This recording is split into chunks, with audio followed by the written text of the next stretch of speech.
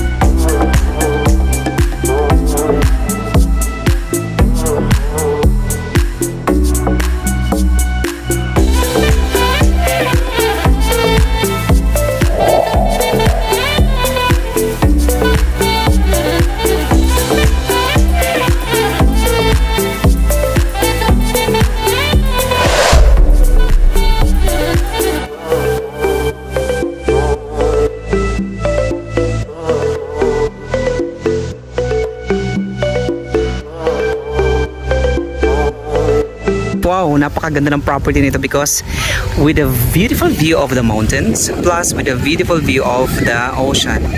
Wow, ocean or bay. So this estate with a total land area of 6,000 plus square meters.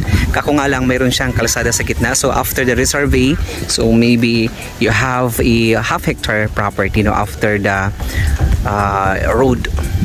No, less the road.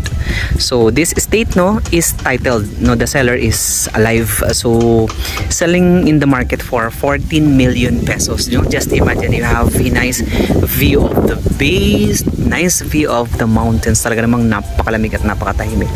So if you are interested, no, to check out and buy this property dito sa Anilao, itong rest house, no, itong property na top of the mountains.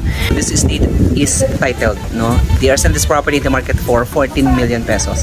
So if you are interested to buy a rest house dito sa Anilao, so you can reach us on the number visible on the screen. So my name is Ray and I hope to see you in my next video. Maraming salamat po. Salamat, gracias amigo over the Cuba. Thank you very much and God bless everybody.